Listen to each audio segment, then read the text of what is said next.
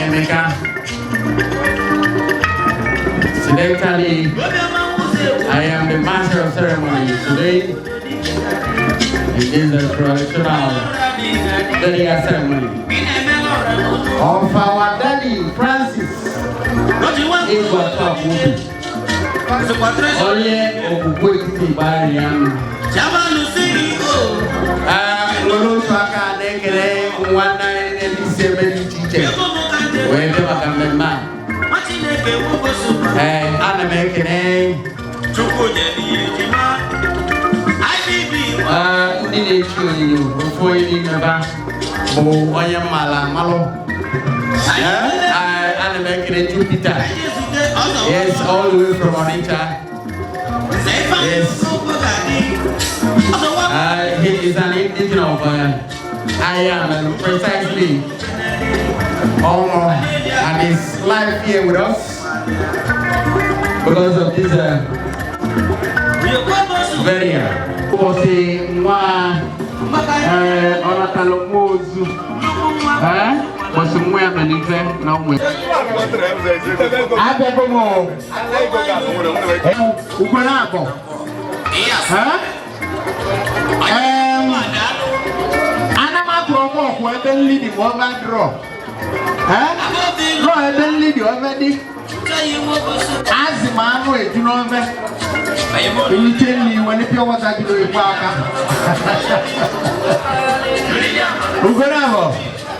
yes, I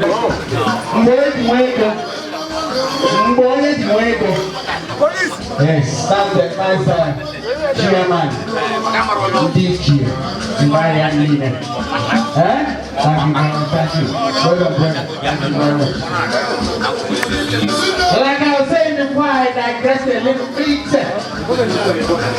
DJ today is DJ, because DJ today is really the best. Yes. Only apply you to that kind of body DJ the best. I did.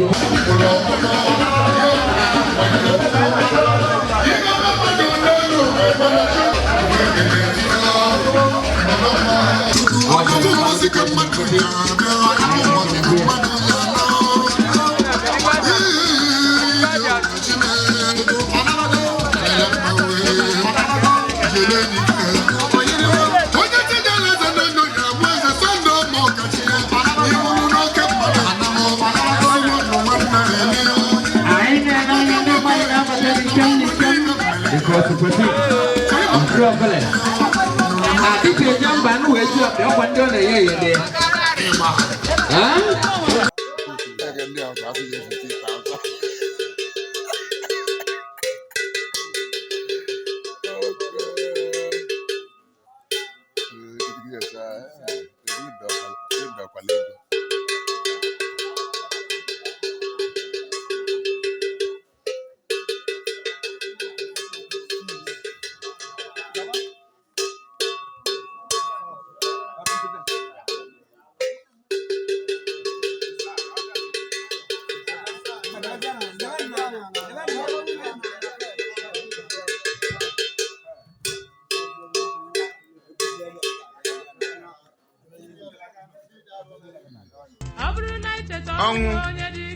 Otu aka ka nna asị gị ka ebe dị gị mma zute m dịka uche Chineke si wee dị maka na ma elu ma ala ịbụ ihe ọjọọ nke na-egbu mgbu gị mere mmadụ ka ọ bụrụ ọbịa n'ala nke a mụrụ ya. Ị mere ka o si dị ndụ daa.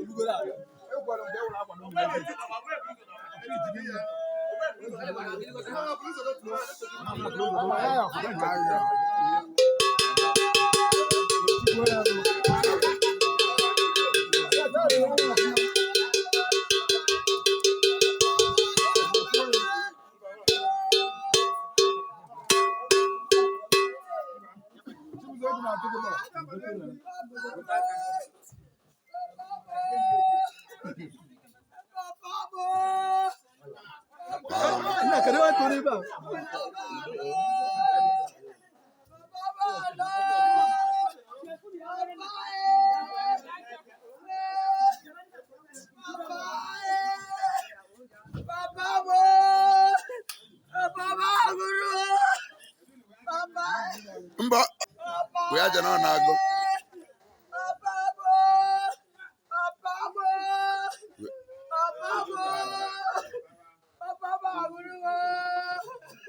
We are not just from one boy.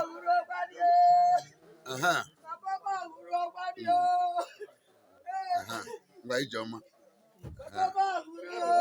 I don't know I'm beginning to from one boy. From one traditional burial.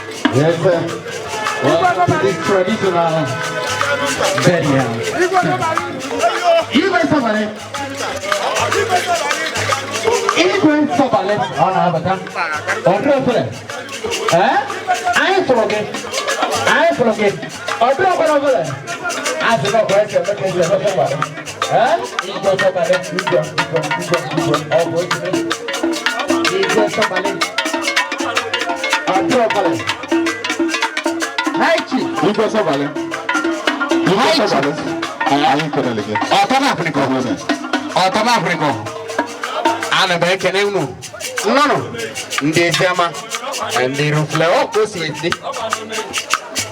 odro fele iko sabale ai ne kene manene ko ne de malo na iko sabale ko tago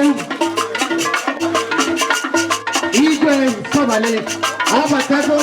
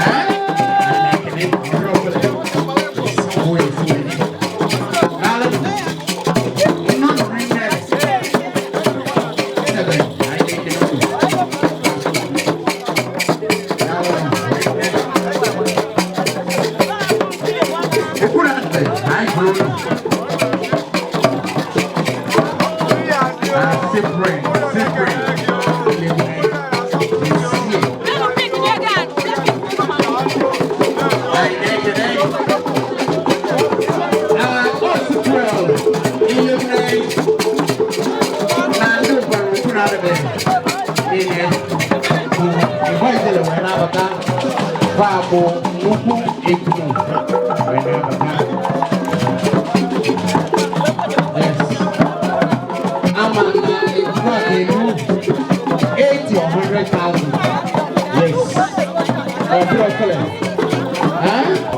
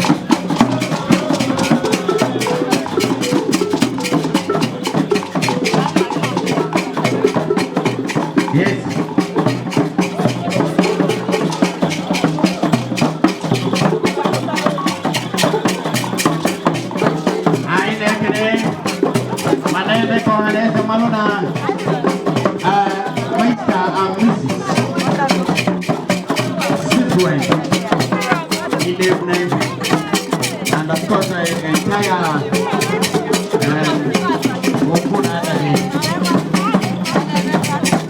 quarters of this community.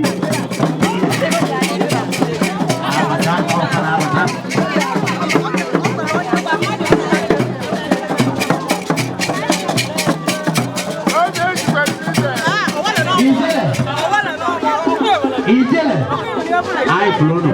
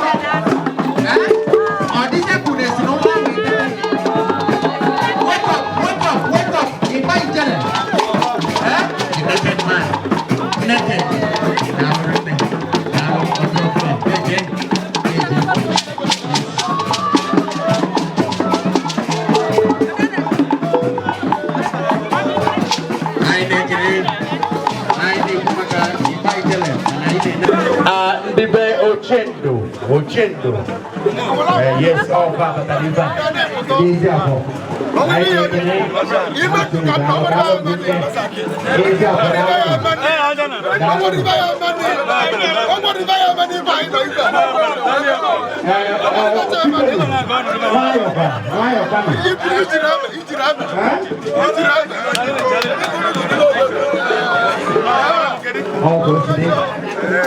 Hallelujah.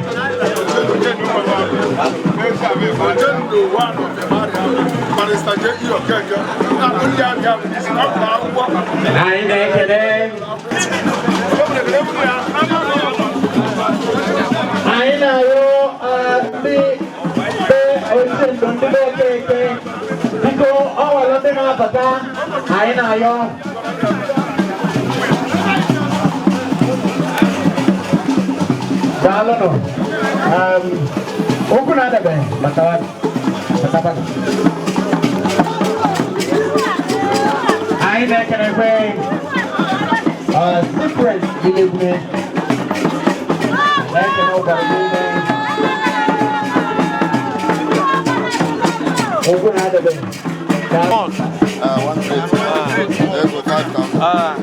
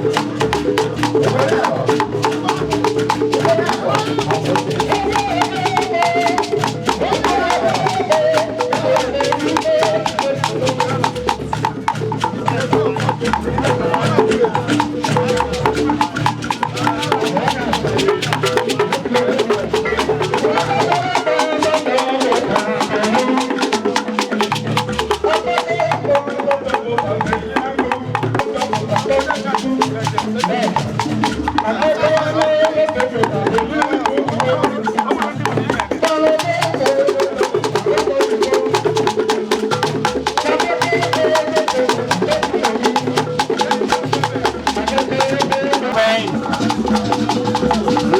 Family, I flew. Thank you very much. Thank you very much. Ekulo sana DJ baya mokalako. Na fano ne titi ai ne kene koba. Asbara no drop pale. Oh, Fogi ready.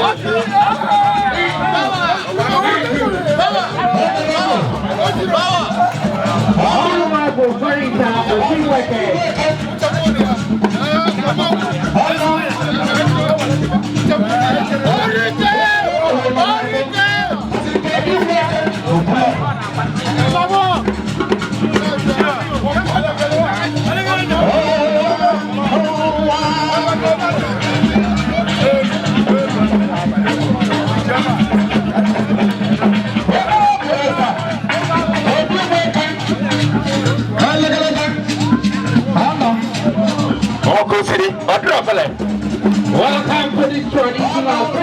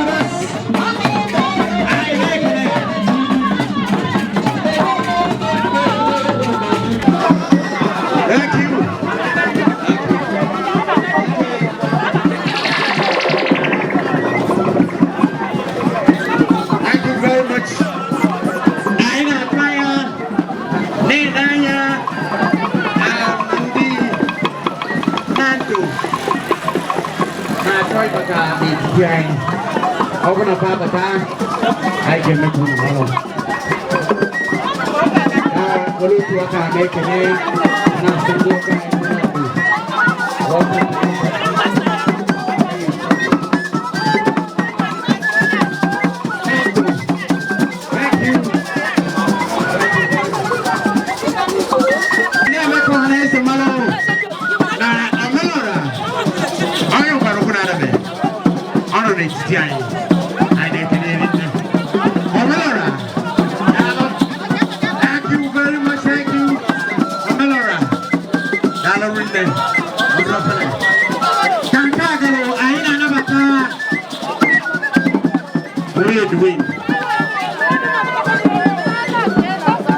and that sounds like Nandu.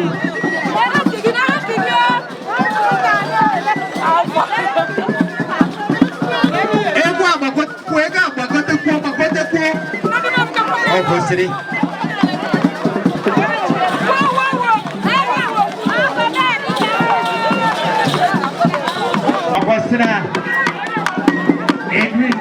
Akwuobi. Inaya, agora final. Esse menino. Aqui eu falei. Galo, aí, Froggy. Aí, Froggy. Galo. Thank you very much, thank you.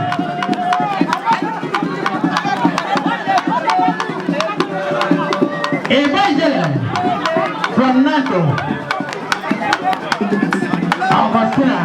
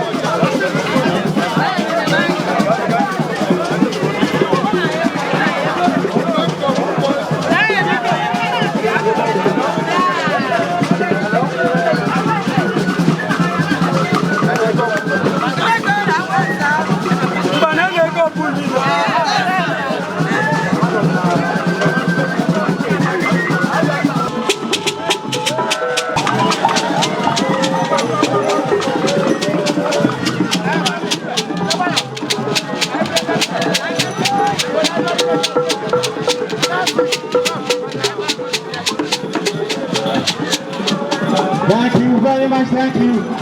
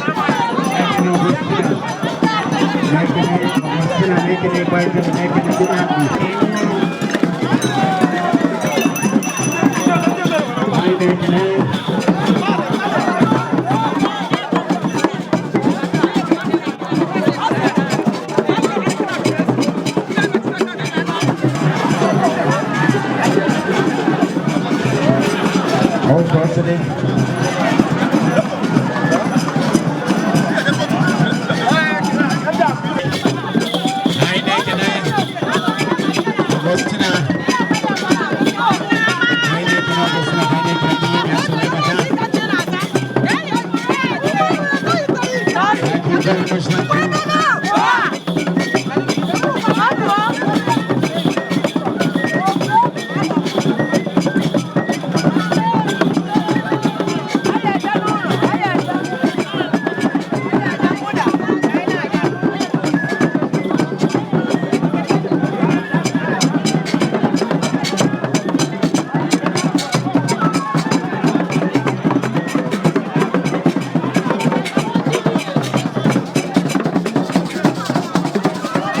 Thank you. I can alone. Oh, Melora, I can alone. Thank you very much. Thank you very much. I did not 19 from doing here. Nabata, Abu Nabata.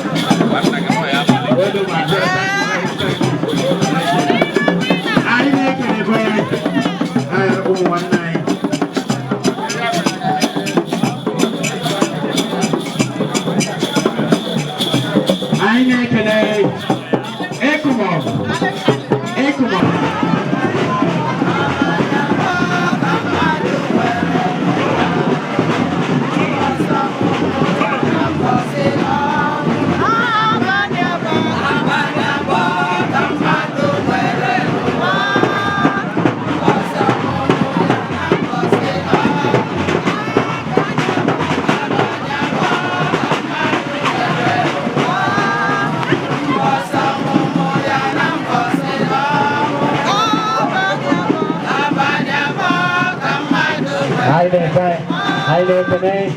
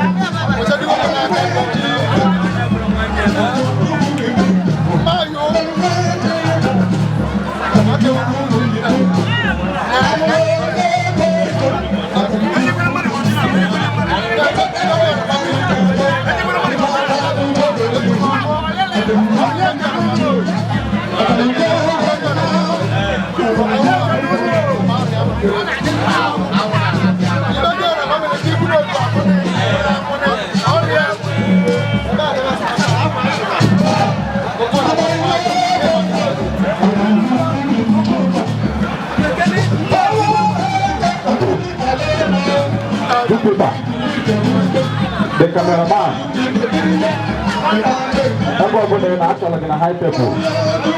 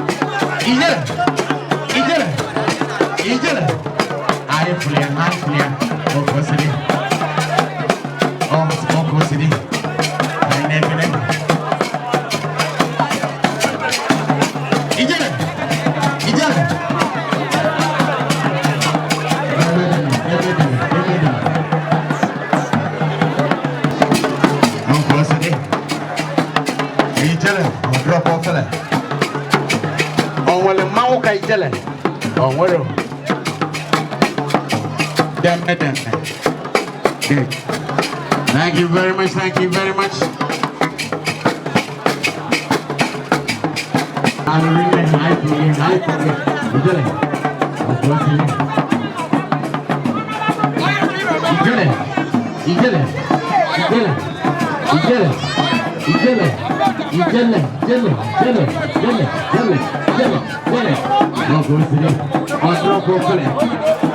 Thank you very much. He's playing here. Ijele is here entertaining us. We see his dance. That's Ijele for you and for me. Nollywood. Yes.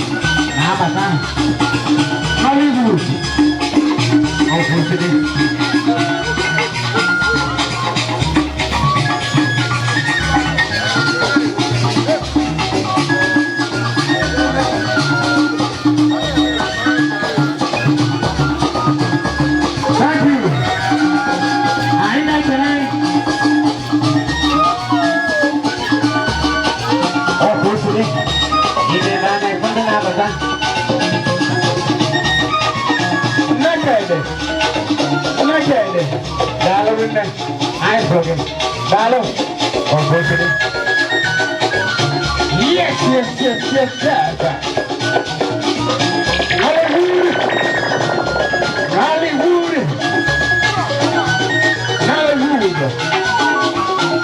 I like it.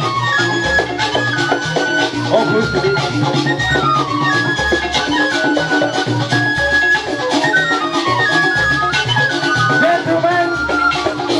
Gentlemen and ladies, I like it.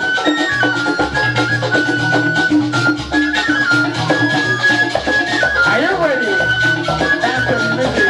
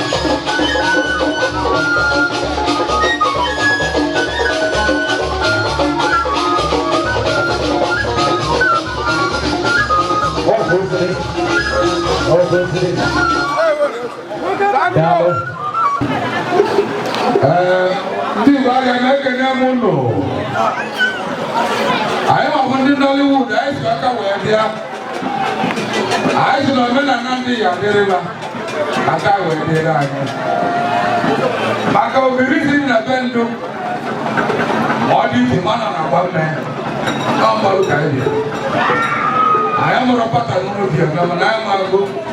I am from Egwuatu Akwuobi.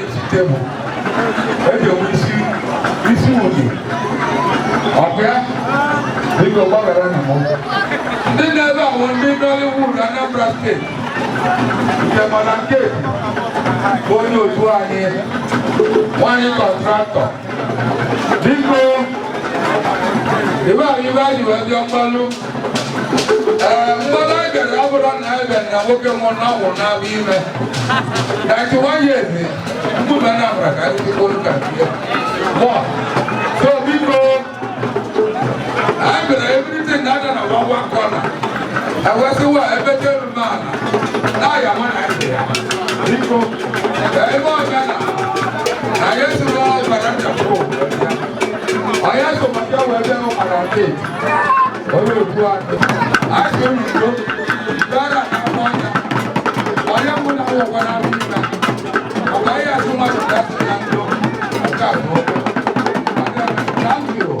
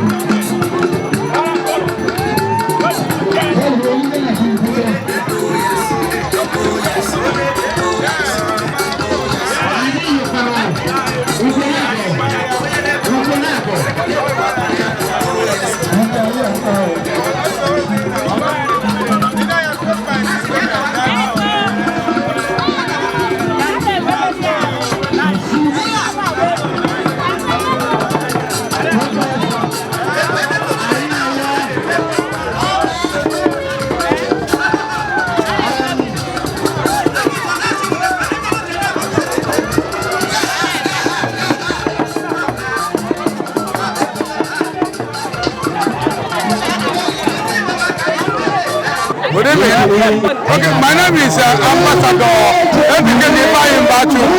We are in the ballroom on the funeral ceremony of our member, outside of Nigeria, man, who happened to be one and so we represented Nollywood in our whole society. So we climb and fly higher and grow greater.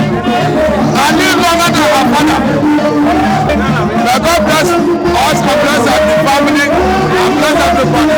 And may God see us through in the name of the Father.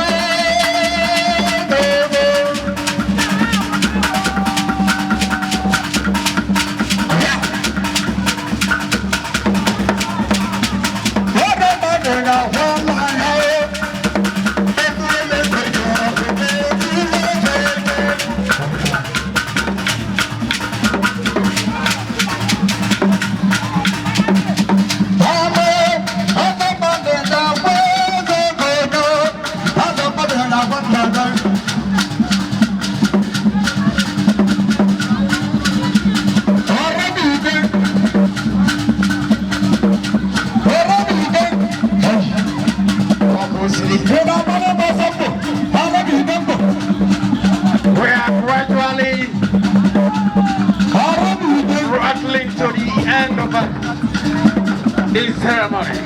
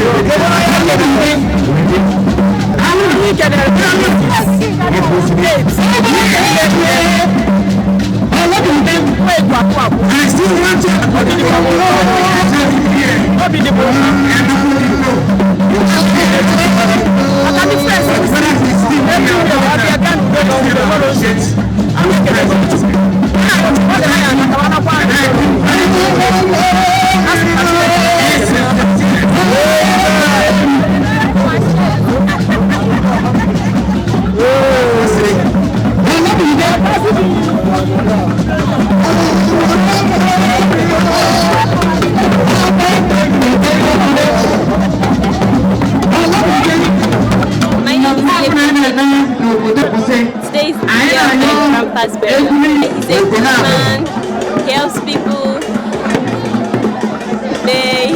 All I have to say is may his soul rest in peace. May his perfect soul rest in peace. Good evening, my dear. My name is Mr. Olamide. I was so appreciated to come to this Egwuatu house. I came here because of Kate, a family of Kate, to celebrate his own father's ceremony burial. So I was so very interested in this occasion. And where God have already do a lot of things for them and the family. Unexpected. I give glory to Almighty God for the rain.